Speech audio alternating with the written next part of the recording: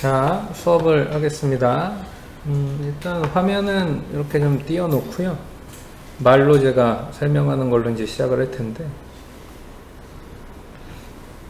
오늘 이제 주의에 대해서 할 거예요. 주의. 뭔가에 주의를 기울이다, 뭔가에 집중하다 할 때 그 주의 말하는 거예요. 영어로는 attention이죠. 근데 이제 주의라는 것이 여러분들은 그냥 주의를 잘 기울이면 돼, 뭔가에 집중하면 돼, 이렇게 단순하게 생각할 수 있겠지만, 심리학에서 주의라는 부분은 뭐 결코 그렇게 단순하지 않아요. 그리고 그 주의를 잘 알게 되면은 사실 심리학의 거의 모든 거를 다 설명할 수 있다고 할 수 있을 정도로 굉장히 중요한 부분입니다. 그리고 주의를 단 하나로 정의하는 것은 거의 불가능해요. 인간은 주의를 기울이는 방식이 굉장히 다양하고, 또 여러분들이 어디에 어떤 식으로 주의를 기울이느냐가 뭐 여러분들의 성격이라고도 볼 수 있고, 또 보통 사람들하고 주의를 기울이는 부분이 다르다라고 하는 거는 그 사람이 좀 특이 성향을 가지고 있다, 또는 잠정적으로 뭔가 범죄를 저질 가능성이 있을 수 있다, 뭐 이런 걸 보여주는 거기도 하니까 굉장히 이게 복잡한 문제입니다. 그리고 뭐 이 주의라는 부분을 설명을 하다 보면은 어떻게 보면 여러분들이 이제 평소의 생활 습관에서 뭔가 내가 한 가지에만 잘 주의를 기울이고 있는가, 아니면은 동시에 여러 가지 것들에 주의를 기울이려고 하는가, 뭐 이런 문제까지도 설명을 좀 해야 돼요.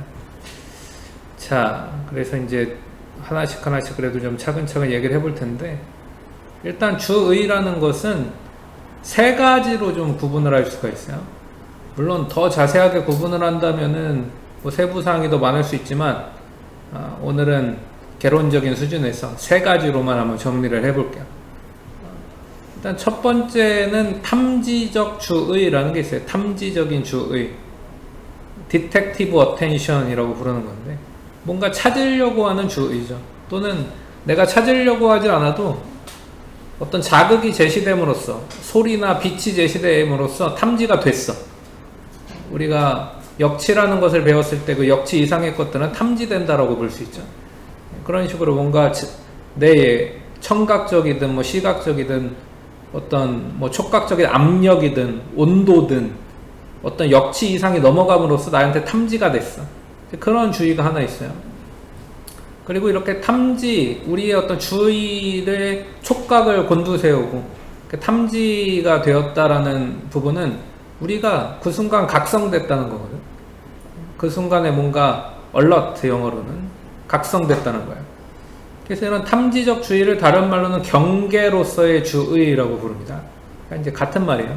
경계심을 가지게 됐다. 그러니까 빛이 반짝해서 내가 뭔가 경계심을 가지게 됐어. 거기에 내 주의가 딱 쏠렸어. 또 밖에서 꽝 소리가 나가지고 그쪽으로 내 주의가 확 쏠렸어. 그런 게 이제 경계죠.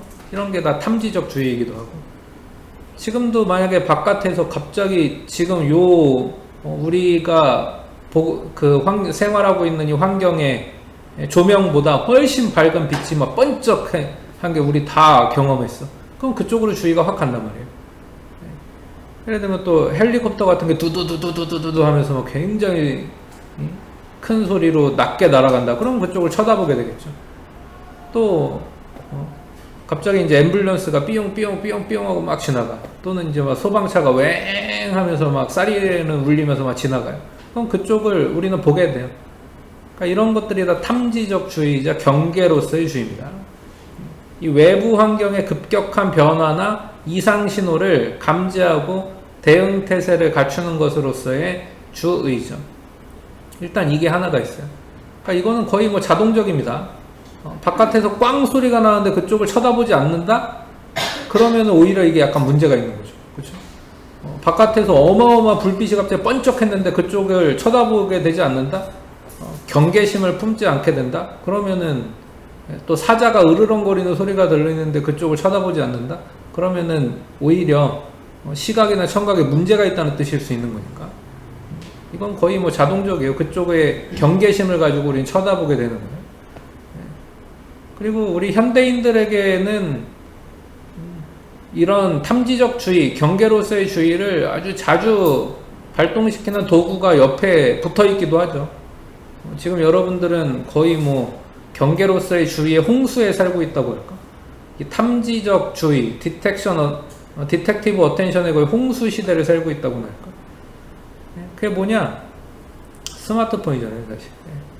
스마트폰 알림이 계속 울리면서 우리의 주의를 뺏어가죠. 스마트폰에서 진동이 울리면 나도 모르게 그쪽으로 주의를 뺏기잖아요. 이게 탐지적 주의예요. 경계로서의 주의. 스마트폰에서 뭔가 띵동 알림이 울리면, 카톡에서 뭔가 띵동 알림이 울리면 그쪽으로 주의가 확 쏠려요. 이런 게 탐지적 주의입니다. 그리고 뭔가 내 스마트폰 뿐만 아니라 다른 사람의 스마트폰이 울릴 때도 우리는 뭐 진동 소리가 울릴 때도 그쪽으로 주의가 쏠려요. 공부하다가도 그쪽으로 주의가 간단 말이에요. 그 소리, 진동 소리가 울린 곳으로. 그러니까 그런 것들이 다 알람음이죠, 알람. 그리고 그 알람이라는 게 원래 그 경계심을 품게 하는 사람들에게 제공하는 고 뭔가 각성하고 그쪽으로 주의를 뺏기 위한 거 아니겠습니까? 실제로 그렇게 하는 거예요. 얼러트, 경계로서의 주의를 계속 발동시키는 거죠. 그리고 이런 경계로서의 주의를 계속 어떻게 뭐 스마트폰으로 인해서 발동하게 되면은 사실 인생이 좀 피곤한 거예요. 경계로서의 주의라는 거는 우리 삶에서 아주 최소한도로만 발휘되는 게 좋은 거죠. 원래 이 뭐 구석기 시대에 우리 두뇌 시스템이 만들어진 건데, 구석기 시대 우리 수렵과 채집을 하던 조상들에게 경계로서의 주의라는 것은 뭐 하루에 한두 번 겪을까 말까 한 그런 일이었어요. 대부분 안전한 곳에 피신해 있고 야생동물 맹수들로부터 멀리 떨어진 곳에서 안전하게 생활을 했으니까. 그리고 정말 막 위기 상황을 한두 번 마주치는 거죠. 이런 게 탐지적 주의란 말이에요. 위험을 탐지한다는 거예요. 어떻게 보면 경계심을 가지게 됩니다. 그리고 그때 아주 극도의 능력을 발휘해서 그 위험으로부터 막 벗어나려는 막 힘이 발휘가 되고, 실제로 우리 뇌에서도 스트레스 호르몬 같은 것들이 막 분비가 되면서 위기 상황을 극복하는 것에 모든 것을 집중하는 그런 것들이 이제 생기는 거죠. 근데 여러분들은 지금 맹수를 마주하면서 살고 있지 않잖아요. 근데 경계로서의 주의를 너무 자주 경험하고 있는 거지.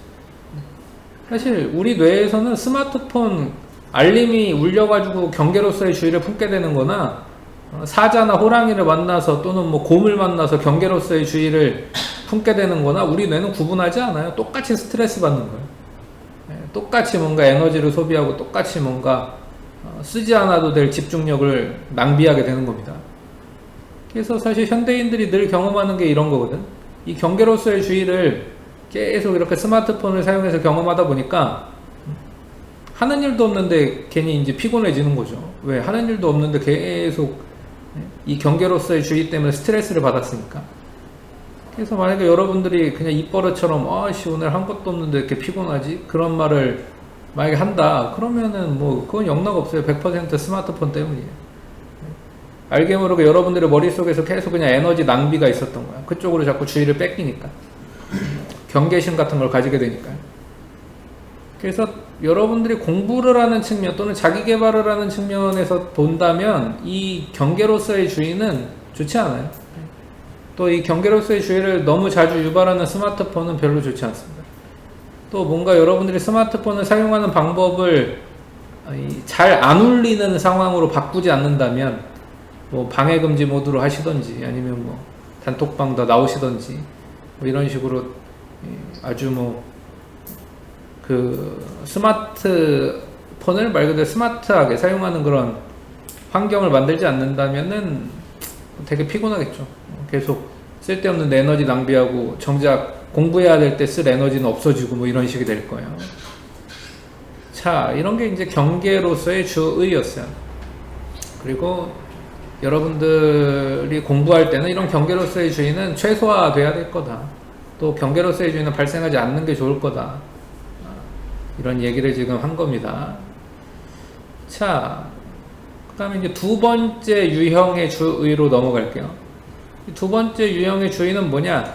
선택적 주의라고 불리는 게 있어요. 선택적 주의.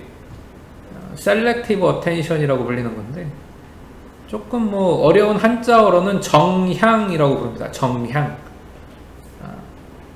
말 그대로 정자는 뭔가 정하다 할 때 정자고, 향은 방향할 때 향자예요. 그러니까 방향을 정한다라는 뜻이죠. 그러니까 선택적 주의라는 거는 방향을 정하는 거예요. 내가 어디로 갈지를 하나 정하는 거죠. 내가 무엇을 할지를 한 가지로 딱 정하는 거예요. 윌리엄 제임스라는 심리학자가 이것에 대해서 아주 잘 정의해 놓은 게 있죠. 이 사람이 선택적 주의에 대해서 뭐라고 얘기했느냐, 이 세상에 수많은 자극들이 있는데 그 중에 하나만 뚜렷한 형태로 소유하는 것, 이렇게 얘기했거든. 그러니까 수많은 자극이 있어요. 근데 그 중에 하나만 뚜렷한 형태로 지금 소유하는 거예요. 지금도 이 공간 하나에도 얼마나 많은 자극들이 있습니까? 근데 여러분들이 제 목소리에만 주의를 기울여서 이것만 하나로 하나에 집중해서 뚜렷한 형태로 소유하려고 한다. 지금 이 강의에만 뚜렷한 형태로 집중을 하고 있다. 그럼 이제 선택적 주의를 기울인 거죠. 나는 이걸 듣기로 어떻게 보면 방향을 정한 거죠. 이 수업을 듣고 뭐 필기하고 이런 일들에만 집중하기로 어떻게 보면은 이 정향한 거죠. 또 뭐 이런 식으로도 얘기할 수 있어요. 이것도 윌리엄 제임스라는 심리학자가 했던 얘기인데, 한 가지 문제를 잘 해결하기 위해서 다른 문제들은 다 후퇴시켜 두는 것이다. 이런 표현도 되게 적절한 표현이죠. 지금 내가 수업 듣고 필기하고 이런 문제를 잘 해결하기 위해서 다른 것들은 다 후퇴시켜 놓는 거야. 저 수학 시간에 뭐 쓰는 수학 공식 다 후퇴시켜 놓고, 영어 시간에 하는 뭐 영어 뭐 암기 뭐 단어 하는 거 다 후퇴시켜 놓고, 과학 시간에 배우는 뭐 것들, 그런 지식들은 다 후퇴시켜 놓고, 이 수업에 관련된 것들만 지금 뭔가 동원하고 있는 거죠. 이제 문제 해결 측면에서는 그렇게 볼 수 있어요. 한 가지 문제를 잘 해결하기 위해서 다른 것들은 다 후퇴시켜 놓는 거예요. 이런 게 이제 선택적 주의 정향입니다. 여러분, 동쪽으로 가면서 동시에 서쪽으로 가는 게 가능해요? 그건 말도 안 되는 얘기잖아. 우리가 뭐 유체 이탈을 할 수 있는 것도 아니고. 그러니까 방향을 정한다는 거는 계속 강조하지만 하나예요, 하나. 한 가지 과업에 집중하는 거고, 한 가지 문제에 집중하는 겁니다. 남쪽으로 가면서 동시에 우리는 북쪽으로 갈 수 없어요. 남쪽으로 가기로 했으면 남쪽만 가는 거예요. 두 가지 갈림길이 나왔을 때 둘 다 갈 수 없어요. 왼쪽으로 가든지 오른쪽으로 가든지 둘 중에 하나만 해야 되는 거죠. 이런 게 정향, 선택적 주의예요. 그리고 이 선택적 주의에 대해서는 재미있는 실험들이 되게 많이 있었는데, 그 중에 몇 가지를 좀 살펴보도록 하겠습니다. 자, 영상을 틀어드릴 테니까 영상에서 요구하는 과제를 여러분들 한번 해결을 해보세요. This is a test of selective attention. Count how many times the players wearing white pass the basketball. 뭐 영어 듣기 평가 시간은 아니니까. 그러니까 지금 흰 옷 입은 사람들이 3명 나올 거고요. 검은 옷 입은 사람들이 3명 나올 건데, 여기서 지금 흰 옷 입은 사람들이 공을 몇 번 패스하는지를 세라고 나와 있는 거죠. 그렇죠? 그렇죠? 웨어링 화이트들이 농구공, 바스켓볼을 몇 번을 패스하는지를 세는 거예요. 흰 옷 입은 사람들, 아주 틀리면 혼내줄 거야. 정답을 맞추세요. 집중하고.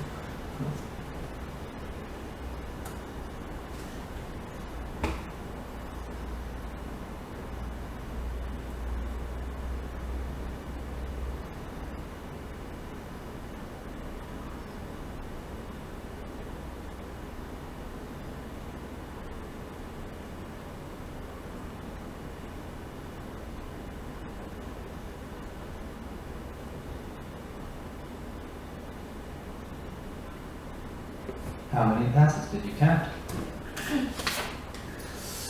누구한테 물어볼까?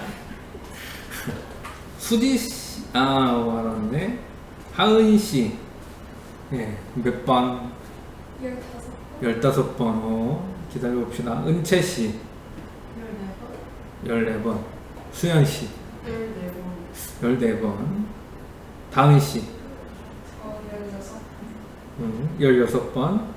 가을 씨, 지현 씨, 그다음에 다한 씨, 16. 창훈 씨, 16번. 자, 정답 공개합니다. answer is 15 passes. 야, 정답 15번이었어. 하여튼 뭐 일단은 15번 맞춘 사람들 잘했고요. But did you see the gorilla? 근데 이게 뭔 질문일까 갑자기 이런 생각 드는 사람 있어요? 이게 뭔 질문이지? 물론 뭐 본 사람도 있겠지만 뭔 얘기야 지금 싶은 사람들은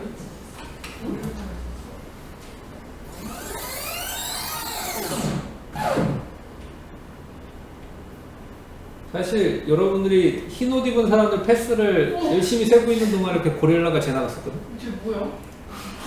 This video 이게 뭐야 싶죠. 고릴라지 뭐야? 이게 그 유명한 보이지 않는 고릴라 실험이라는 거예요. 그러니까 여러분들이 흰 옷 입은 사람들한테 지금 집중을 하고 있었잖아요. 근데 지금 이 고릴라는 검정색 옷을 입고 지나갔죠. 그렇죠? 그리고 여러분들 흰 옷 입은 사람들이 패스만 선택적으로 주의를 기울인 거예요. 이게 정향이라는 게 이런 거란 말이에요. 선택적 주의를 기울이게 되면은 다른 게 눈에 안 보여요.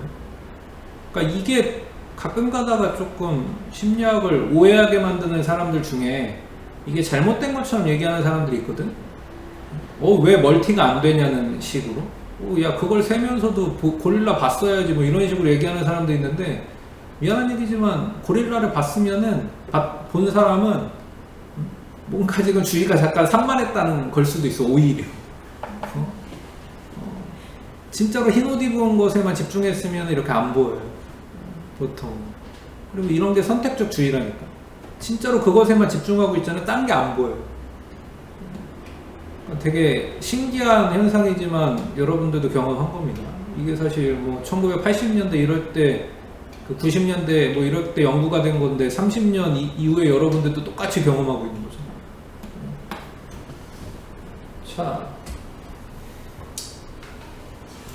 하나 더 할게요. The monkey business solution. 요령은 똑같아요.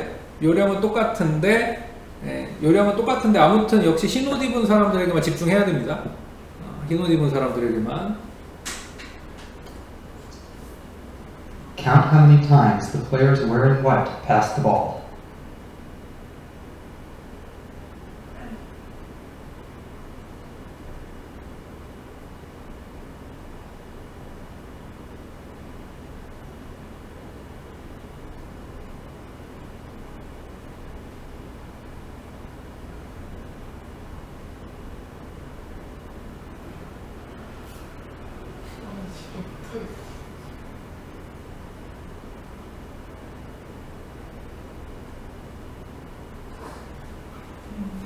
The correct answer is 16 passes. 이번에는 이제 16번이었어요.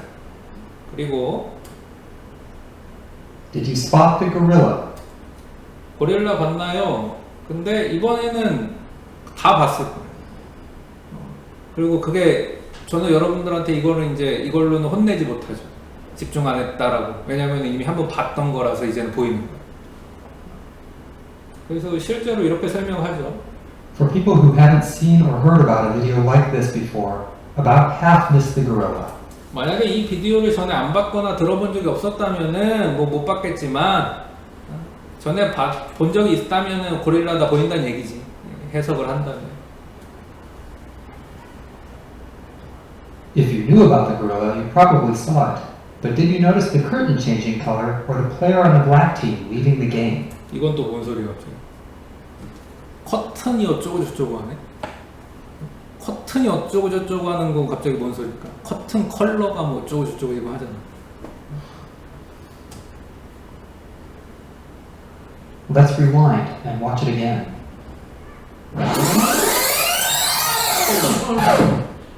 Here comes the gorilla, and there goes a player, and the curtain is changing from red to gold. 심리학자들이 굉장히 어떻게 보면 짓궂죠. 일부러 여러분들이 고릴라한테 주목할 거라는 거 알고 고릴라가 나올 때 커튼색을 바꿔요. 그런 거잖아 지금. 그쵸? 고릴라가 지나갈 때 커튼색을 바꾼 거죠. 그랬더니 여러분들은 어떻게 됐어요? 고릴라 보느라 커튼색 체인지는 못 본 거예요. 이게 뭐라고요? 정향이다. 방향을 한쪽으로 정하면 다른 게 안 보여요. 고릴라를 보기로 정했잖아요? 그러면은 뭐 뒷면의 배경에서 무슨 일이 일어나는지 그딴 건 상관없는 겁니다. 이런 게 선택적 주의예요. 그러니까 이미 내가 한 가지에 잘 집중을 하고 있다면은 멀티라는 게 될 수가 없어요. 그렇죠? 예. 그리고 여러분들이 멀티를 하고 있다라고 하는 것은 그러니까 한 가지를 정의하지 않은 거지. 그냥 산만한 거지. 예. 그러니까 여러분 공부 잘하려면은 선택적 주의를 해야 되는 건데 사실은 뭔가 자기 개발을 잘하려면 선택적 주의라는 걸 해야 되는 것인데 선택적 주의는 한 가지를 해결하기 위해서 다른 것들로부터 다 후퇴하는 거라고 했잖아요. 그게 이런 의미예요. 그래서 여러분들이 요 예시들을 좀 본 거고요.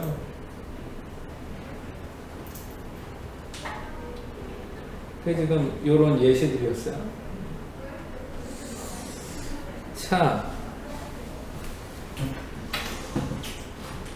그래서 우리가 선택적으로 뭔가 주의를 기울이게 된다는 것은 다른 게 안 보일 수 있다. 그리고 다른 게 안 보여야 정상이다.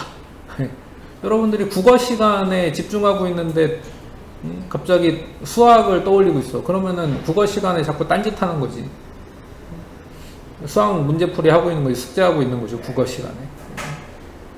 근데 옛날에 모르겠어요. 요즘 선생님들은 나보다도 나이가 어린 선생님들도 이제 있어가지고 세대가 많이 달라진 것 같다는 생각이 들긴 하는데 옛날 제가 학교 다닐 때 선생님들 중에서는 꼭 이런 얘기하는 선생님들이 있었어요. 꼭 공부 못하는 애들이 국어 시간에 수학하고 영어 시간에 과학하고 과학 시간에 미술하고 이런다고. 그러니까 그게 선택적 주의가 안 됐다는 거예요. 지금. 정향이 안 된 거야. 마음이 나눠져 있는 거죠. 그러니까 막 그게 뭐 되겠어요. 뭐 영어는 귀로 계속 들려오는데 내 손으로는 막 수학 문제 풀고 뭐 이런 게 공부가 되겠어요. 그러니까 여러분 항상 뭔가 공부하고 자기 개발하고 과업을 수행할 때는 하나로 딱 정해야 돼. 다른 게 안 들어오도록 해야 돼. 고릴라가 여러분 눈에 안 들어오게 하는 게 맞는 거고, 그렇죠? 그 다음에 커튼색 체인지가 여러분 눈에 안 들어오게 하는 게 맞는 겁니다. 그걸 되게 오해해가지고 야 왜 멀티가 안 돼? 요즘에 멀티력이 핵심인데 우리 MZ세대들에게는 멀티력이 앞으로 막 길러져야 될 텐데 그거는 다 이상한 얘기예요. 멀티력 없어도 돼. 멀티력 제발 좀 하지 마세요. 자, 이런 게 이제 정향이고 세 번째 주의는 뭐냐? 수행으로서의 주의라는 게 있는 거예요. 수행으로서의 주의. Executive Attention 영어로는 이렇게 부르고요. 한마디로는 이제 집행이죠, 집행. 그러니까 이것도 이제 선택적 주의의 연속성상에 있는 거예요. 내가 한 가지로 과업을 수행하기로 결정을 했다면 그것에 대한 주의를 유지한다 그런 뜻입니다. 내가 이 수업을 듣는 것에 주의를 기울이기로 정했다 또는 방향을 그렇게 정했다면 그 주의를 지속시키는 거죠. 유지하는 거죠. 그 주의를 계속 끌고 가는 거예요. 이런 게 이제 수행, 집행으로서의 주의입니다. 그리고 사실 이 정향과 집행이 잘 이루어지면 공부가 잘 되겠죠. 근데 이 정향과 집행이 잘 이루어지지 않고 계속 흐름 끊기고 경계로서의 주의가 발동하면서 내 생각의 흐름, 공부의 흐름, 과업의 흐름, 내 어떤 연습의 흐름 같은 거 다 끊어먹고 또 음악하는 사람들은 뭐 연주의 흐름 같은 거 다 끊어먹고 이러면은 공부 안 되고 연습 안 되고 훈련의 효과가 떨어지는 거겠죠. 그러니까 여러분 공부하는 애 측면에서는 선택적 주의를 통해서 즉 정향을 통해서 집행으로 나아가는 거를 계속 잘 하셔야 되고 경계로서의 주의는 최소화하거나 막 제거해야 돼요. 그게 어떻게 보면 일단 심리학에서 말하는 공부 잘하는 비결이죠. 이거 이외에는 뭐 다른 게 없을 거예요. 다른 비법이라는 것도 이게 잘 되는 상태에서 해야 되는 것이지 이게 잘 안 되는 사람들한테 뭐 기술을 알려줘 봐야 그거는 지식이 되는 게 아니라 뭐 문제 찍는 기술 뭐 이런 건 알려줄 뿐이겠지. 근데 그런 건 실력이 아니잖아요.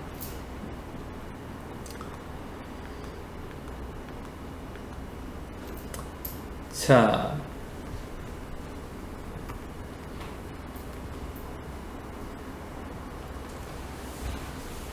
그리고 여러분들이 한 가지의 주의를 기울여서 즉 선택적 주의를 통해서 집행으로서의 주의로 잘 나아간다면 그거는 이제 에너지를 집중적으로 그 과업에만 쓰는 과정입니다. 내가 글쓰기 할 게 있어. 보고서 뭐 글쓰기 할 게 있어. 그러면 그 글쓰기로 방향을 정해서 쭉 주의를 이어간다. 그러면 이제 그것에 대해서 에너지를 계속 쓰는 거죠. 그리고 내가 또 뭐 음악을 하는 사람에게서 작곡하는 것에 주의를 기울이기로 방향을 정했어. 그리고서 작곡하는 일을 한 2시간 동안 쭉 끌어가. 그런 건 2시간 동안은 내 인지적 에너지, 일종의 내 주의력과 자기통제력과 인내심을 좀 쓰는 거예요. 그리고 내가 수학 문제를 풀기로 마음을 정했어. 그래서 수학 문제를 쭉 풀어나가. 또 영어 같은 걸 이제 외우기로 했어. 문학에 나오는 어떤 걸 외우기로 했어. 그런 걸 외우려고 해. 그러면은 그것으로 방향을 정해서 주의를 집행하고 수행으로서의 주의, 집행으로서의 주의로 이어가면서 주의력을 유지하는 동안 내 인지적 에너지는 조금씩 이제 쓰는 거죠. 그리고 이런 거를 가리켜서 스트레스라고 부르는 거예요. 그러니까 이거는 근데 쓸데없는 스트레스가 아니죠. 그렇죠? 여러분들이 생산적인 일을 하면서 받는 스트레스예요.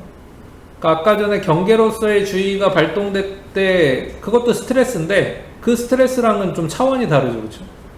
경계로서의 주의가 제 스마트폰이 계속 깜빡깜빡거려서 스트레스 받는 거는 낭비였잖아요, 사실. 내 인지적 에너지를 막 쓸데없이 낭비하는 거죠. 하는 일도 없이 그래서 피곤해져요. 근데 여러분들이 하나로 방향을 잘 정해서 주의를 유지하고 집행함으로써 받는 스트레스는 어떻게 보면 굉장히 생산적인 스트레스고 좋은 스트레스죠. 그래서 이런 스트레스는 유익한 스트레스라고 실제로 불러요. 유스트레스. 여러분들이 이렇게 유스트레스를 많이 받아야죠. 그리고 스트레스를 전혀 안 받는 삶은 의미 있고 가치 있는 삶이 될 수는 없을 거잖아요. 그렇죠? 공부를 한다는 것 자체가 스트레스고 여기에 지금 이 시간에 모여 있다는 것 자체가 일종의 약간의 스트레스를 감수하기로 한 거예요, 여러분들. 그리고 약간의 스트레스를 감수함으로써 내 앞으로 장기적으로 봤을 때 미래에도 도움이 되는 일들을 하는 거죠. 더 의미 있고 가치 있는 일을. 어떻게 보면 우리 인생이라는 건 다 그런 식이에요. 그런 게 인생이죠. Such is life. 그런 게 인생이에요. 그러니까 약간의 스트레스를 감수하면서 우리는 살아가고 있는 겁니다. 근데 그 약간의 스트레스를 생산적인 일로만 쓰는 게 그러니까 좋은 거죠. 쓸데없이 스트레스 받아서 내 인내심을 낭비하면 안 돼요. 그리고 이렇게 여러분들이 공부를 하는 과정에서 인지적 에너지를 씀으로써 정향하고 집행을 계속 이어가면서 주의를 기울이는 그런 정보 처리를 그 인지적 에너지를 쓰는 정보 처리를 통제적 정보 처리라고 해서 불러요. 그러니까 이거는 스트레스를 받으면서 내 자신을 통제하고 있다 그런 의미예요. 굉장히 자제력을 발휘하고 있다. 인내심을 발휘하고 있는 정보 처리라고 있다. 그런 뜻이죠. 수업 시간에 선생님 말씀에 귀 기울이고 내 입은 다물고 있고 내 귀는 선생님의 그 이야기에 계속 기울이고 있고 칠판의 판서에 주의를 기울이고 있어. 그러면 그게 나를 통제하고 있다는 거거든. 나를 통제해서 글로 이끌어가고 있는 거잖아요, 지금.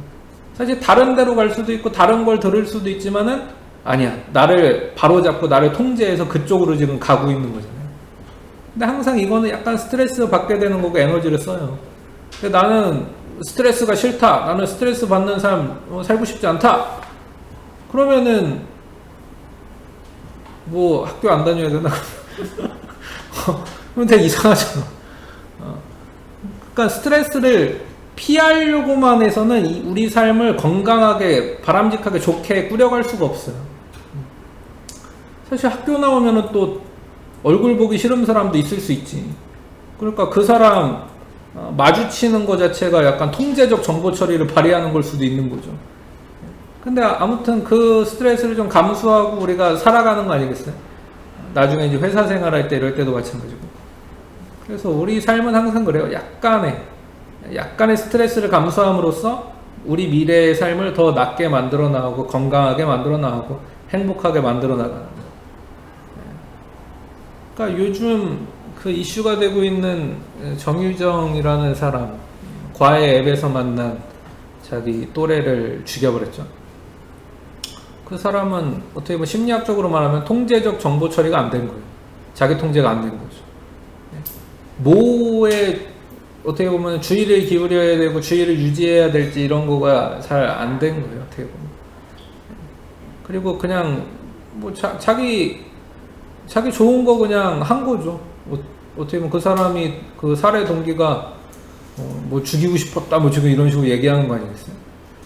근데 우리도 뭐 진짜 화낼 때 와 저거 진짜 어떻게 저 친구 어떻게 해버릴까라고 생각하는 경우들이 간혹 있지만은 그렇다고 해서 우리가 진짜 그 일을 하진 않잖아요. 우리는 자기 통제력을 발휘하면서 약간의 스트레스를 감수하고 넘어가잖아요. 근데 그 사람은 나는 스트레스 받기 싫어. 약간의 스트레스 난 감수하지 않을 거야. 그냥 이 충동을 그냥 저질러 버릴 거야. 이렇게 된 거잖아요. 물론 범죄 심리학자들의 또 다른 해석이 뭐 있을 수 있지만 주의라는 측면에서 볼 때는 통제적 정보 처리를 안 하는 사람인 거죠. 자기 그냥 하고 싶은 대로 그냥 마음 내키는 대로 충동을 이겨내지 못하고 그냥 저질러 버렸어. 자, 근데 여러분들이 공부를 하고 자기 개발을 할 때 이렇게 통제적 정보 처리를 한두 끝도 없이 그러면 계속 해야 되냐? 평생 이렇게 통제적 정보 처리하면서 뭐 과업 하나 수행하고 하나 배울 때마다 일일이 다 신경 써야 되고 주의를 기울여야 되고 주의를 집행하고 유지해야 되는 일이 그렇게 계속 이어져야 되냐? 그런 삶은 아무래도 좀 너무 버거울 것 같다. 이런 생각이 들 수도 있는데 그렇다면은 안심하셔도 돼요. 사실 통제적 정보 처리를 발휘해서 어떤 일을 하게 되는 그 시간, 그러니까 양이죠, 양. 시간적인 양도 그렇고 과업의 수 이것도 양이죠. 이런 어떤 시간적인 측면에서도 그렇고 물리적인 양 측면에서 그렇고 개수 측면에서도 그렇고 다 줄어들어요.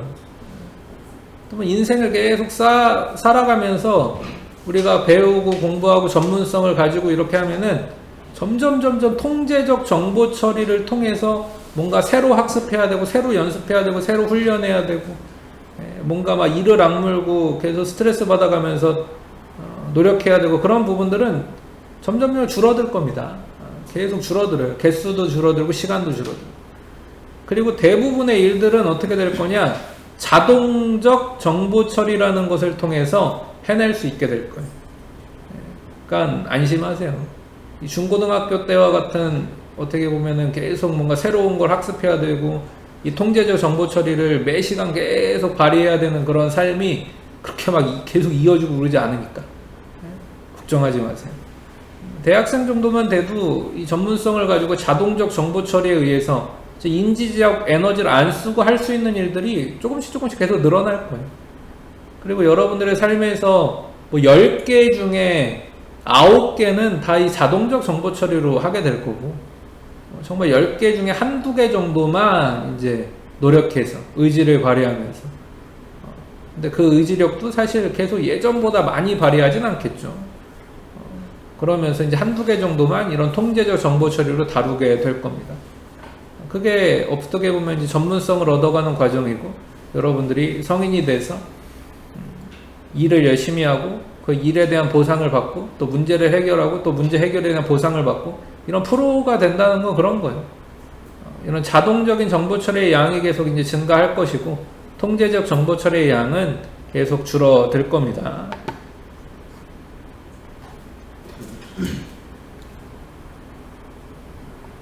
자, 근데 이제 문제는 현대인들이 그러면은 이 자동적 정보 처리의 양을 점점 증가시킬 수 있는 그런 전문성 있는 사람, 전문성을 잘 갖춘 사람이 되어가야 될 텐데 현대인들의 어떤 습관 때문에 그 전문성을 갖춰가는 게 점점 좀 어려워지고 있는 것이 아닌가 좀 싶은 거죠. 또 현대인들의 생활 습관 때문에 전문성을 가지고 자동적인 정보 처리로 여러 가지 일을 해내는 데까지 걸리는 시간이 더 좀 길어진 것 같아서 좀 아쉬운 부분들이 있어요. 그게 뭐냐? 결국에는 아까도 문제로 좀 지적했었던 멀티태스킹이라는 건데 사실 우리 인간은 한 가지 과업에 주의를 잘 집중하고 나서 그걸 해결하고 또 그 다음 과업으로 넘어가고 이렇게 원 바이 원으로 한 번에 하나씩만 주의를 기울일 수 있도록 되어 있거든요.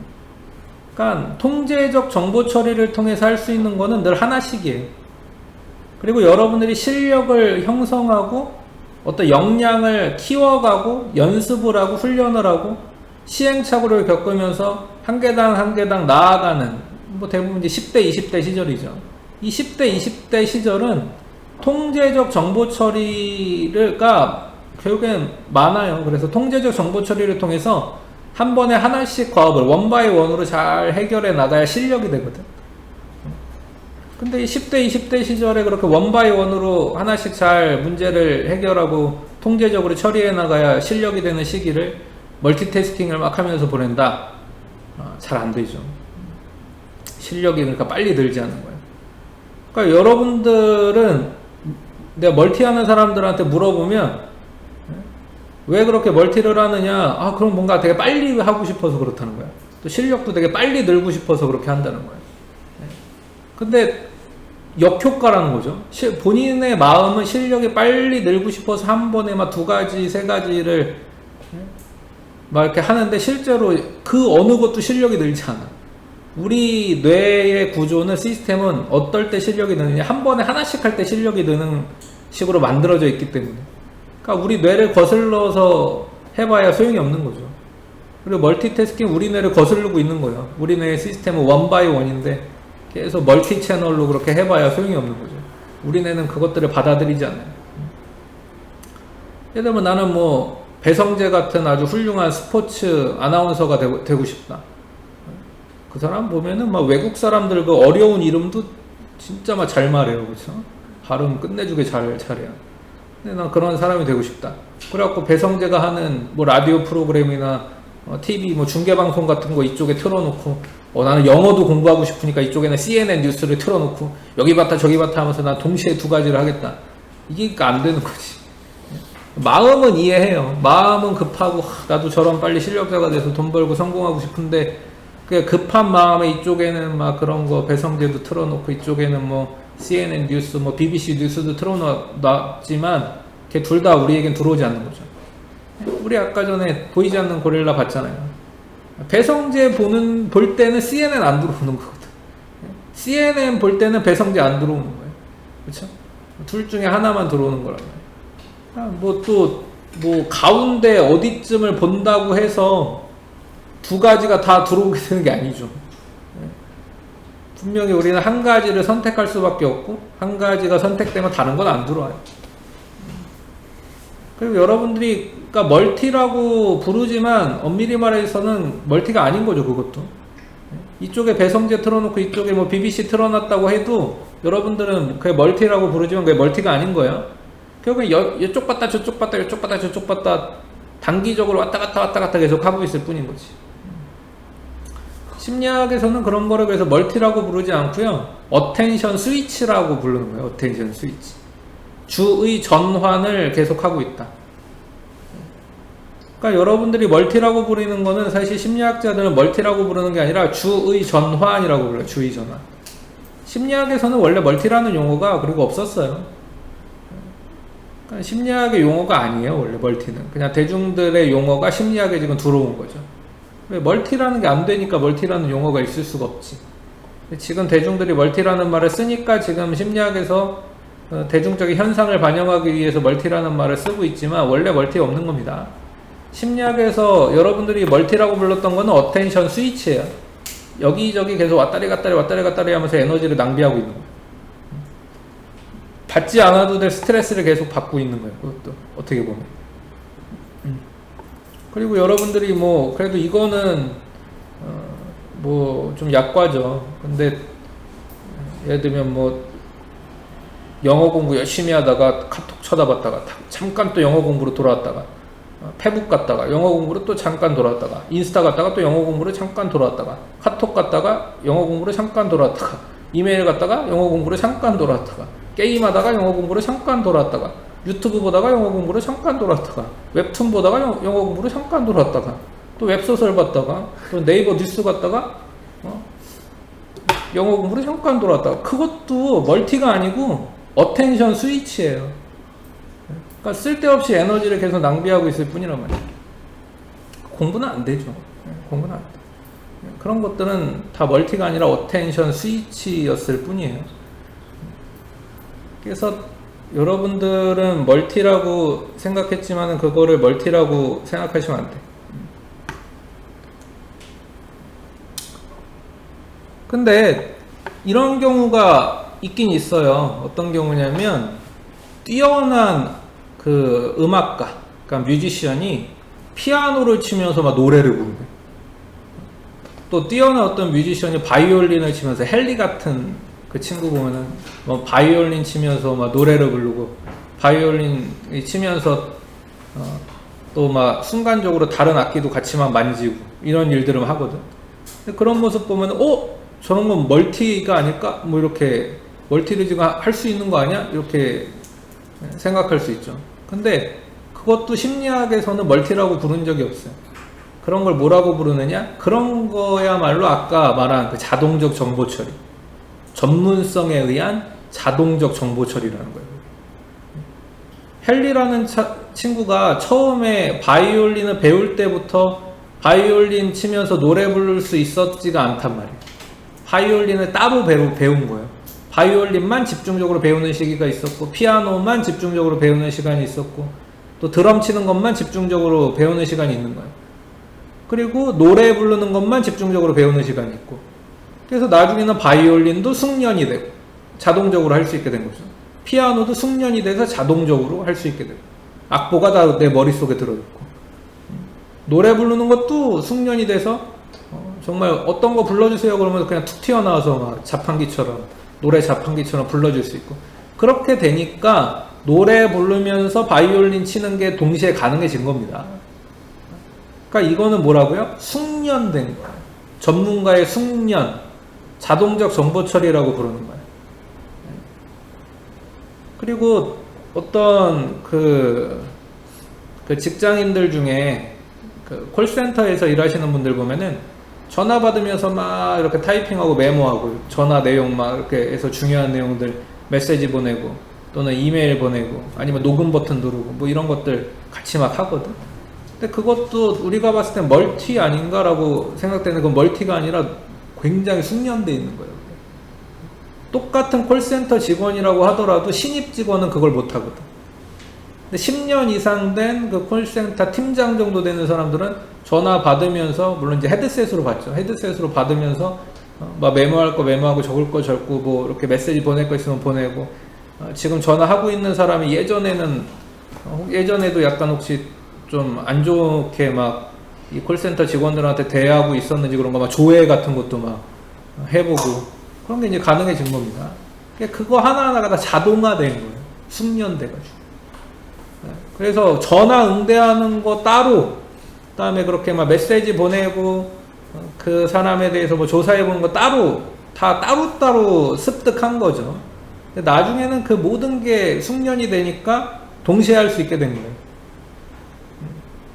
근데 그거는 여러분들의 나중 모습입니다. 지금 10대, 20대 때 그렇게 되는 경우는 되게 드물어요. 그러니까 우리는 지금 한 번에 하나씩 해야 되는 거죠. 한 번에 하나씩. 근데 그럼에도 불구하고 멀티를 포기하지 못하는 분들이 있어서 그냥 약간 못 박는 의미로 한 가지만 더 얘기를 한다면, 운전하면서 요즘에 어떤 경우에 사고가 많이 나냐면, 운전하면서 내비게이션을 이렇게, 여러분의 어머니나 아버지가 내비게이션 보시다가 잠깐 전방 주시를 안 한 거죠. 그렇죠? 내비게이션을 이렇게 이제 쳐다본 거예요. 이렇게 잠깐 전방 주시를 안 한 거예요. 근데 그때 사고 나는 경우들이 있거든. 근데 만약에 우리가 멀티라는 게 된다면 그런 사고가 나지 말아야지. 잠깐 내비게이션 봤다고 사고 나고 그렇게 돼서는 안 되는 거죠. 근데 그것만 해도 우리가 멀티가 안 된다는 걸 보여줘요. 우리가 멀티가 된다면 그런 일이 있어서는 안 된단 말이에요. 그러니까 여러분, 어텐션 스위치 이제 하지 맙시다.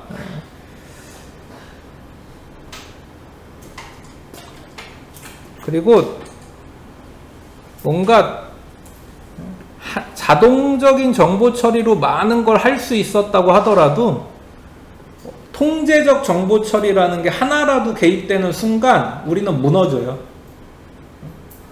그러니까 모든 걸 자동적으로, 그러니까 노래 부르는 것도 자동적이고, 피아노 치는 것도 자동적이고, 이렇게 했을 때 노래 부르면서 피아노를 칠 수 있는 건데, 만약에 노래 부르는 것만 자동적이고 피아노 치는 건 자동적이 아니라 늘 막 신경 쓰면서 해야 돼. 그러면 노래 부르는 게 꼬입니다. 왜냐면 피아노 치는 것에 신경 써야 되니까. 그리고 여러분들이 자전거 타는 거를 뭐 어렸을 때 배웠으면 자동적으로 탈 수 있거든요. 근데 자전거 타는 걸 자동적으로 할 수 있지만, 그렇다고 해서 두 손 놓고 수학 문제 풀 수는 없는 거예요. 왜? 수학 문제 푸는 거는 통제적 정보 처리이기 때문에 이 통제적 정보 처리로 인해서 자전거 타는 것까지도 꼬이게 됩니다. 그래서 균형 못 잡고 넘어지겠죠. 그리고 이런 거를 보여주는 대표적인 이 현상 중에 하나가 스트룹 효과라는 거거든. 스트룹 효과. 자, 스트룹 효과도 여러분들이 한번 좀 체험을 좀 해봅시다. 원래는 이렇게 영어로 돼 있어요. 영어로 돼 있는 건데, 영어로 돼 있는 거는 우리 한국 사람들한테는 좀 잘 안 맞는 경향이 있어서 한국어 버전으로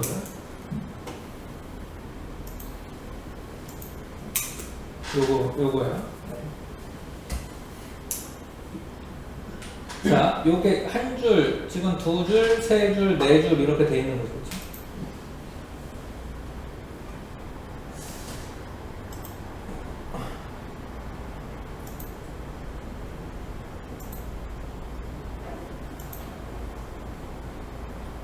예, 요게 더 좋겠네. 자, 한 줄씩 돼 있는 거예요. 한 줄씩. 지금 이렇게 A줄, B줄, C줄, D줄 이렇게 돼 있는 거예요. 자,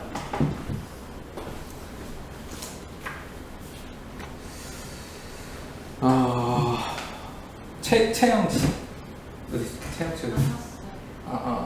여기 안 왔다고 돼 있는 거구나. 맞아. 좋아, 다한 씨. 자, 요거 있죠, 요 줄. 요 첫 번째 줄. 요 첫 번째 줄을 읽어보는데, 자, 미션이 있는 거예요. 어떤 미션이 있느냐? 요 글자의 색을 읽어주세요. 이해됐어요? 글자의 색을 읽어주세요. 잠깐만, 이거는 내가 시간을 좀 재야 돼.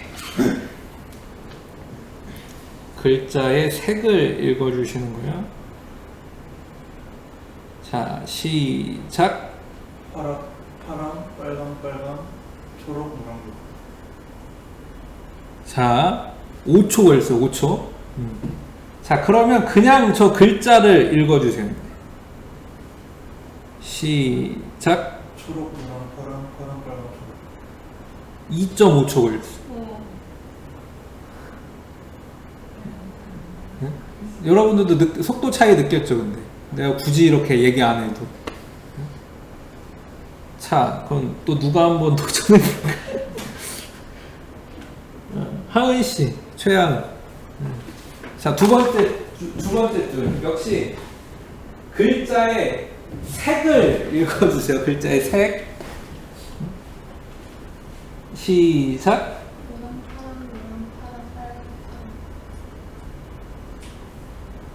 3.5초 걸렸어요. 자, 그냥 이제 글자를 읽어주세요. 시작. 2.7초 걸렸어요.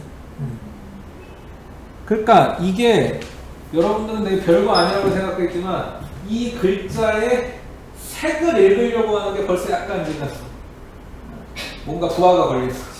왜냐면은 여기는 초록이라고 써있는데 녹색 이렇게 읽어야 되고, 여기는 이제 노랑이라고 써있는데 빨강이라고 읽어야 돼요. 그러니까 이게 자동적 정보 처리로서는 글자를 그냥 읽어버리는 거예요. 근데 여러분들이 그거를 억누르고 지금 통제적 정보 처리를 했기 때문에 속도가 느려지는 거죠. 이런 게 바로 스트룹 이펙트입니다. 스트룹 효과. 그러니까 여러분들이 지금 이 스트룹 효과를 직접 이제 경험을 한번 해본 거예요. 그리고 이 스트룹 효과의 핵심은 뭐냐? 그러니까 자동적 정보 처리가 원래 돼야 되는데 지금 글자를 눈에 띄는 글자를 우리는 그냥 읽어버리거든. 초록이라고 써있으면 초록이라고 바로 읽어버리거든요. 근데 그걸 저항하고 그 자동적 정보 처리를 저항해서 통제적 정보 처리를 발휘하려고 하면 뭔가 반응 시간이 느려진다. 그러니까 뭔가 이렇게 개입되면 멀티가 안 된다는 거죠. 이것도 쉽게 얘기하면. 자, 그래서 여러분들이 이런 부분들을 통해서 멀티하면 안 되겠구나 이런 거를 좀 잘 깨달았으면 좋겠고, 그리고 요거는 이제 지금 다 읽고 있진 않을 텐데 자꾸 이렇게 멀티, 즉 빠르고 잦은 주의 전환, 어텐션 스위치를 하면 여기 이제 요거 한 가지만 좀 봅시다. 요 밑에 만성 피로의 원인이 됨 써있고 심하면 우울증 이렇게 내가 해놨죠. 그러니까 이거 진짜 심하면 우울증도 될 수 있어요.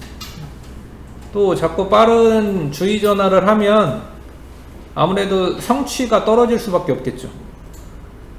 한 가지에 집중할 때보다 성취도가 떨어지고, 성취도가 떨어지면 여러분 자기 자신에 대한 만족도도 떨어지고 자아존중감 같은 것도 낮아지고, 또 부모님한테 혼나고 선생님도 약간 눈치 주고 그러면은 진짜 또 우울해질 수 있단 말이에요. 그러니까 여러분 어텐션 스위치가 여러분들의 삶에 미치는 영향이 생각보다 커요. 그래서 우리는 정향해서 집행하는 이 두 가지를 적절히 사용하시기 바랍니다. 그래서 행복한 삶의 비결은 한 번에 한 가지 과업에 집중하는 거다. 이렇게 오늘 수업은 마무리를 해보도록 하겠습니다.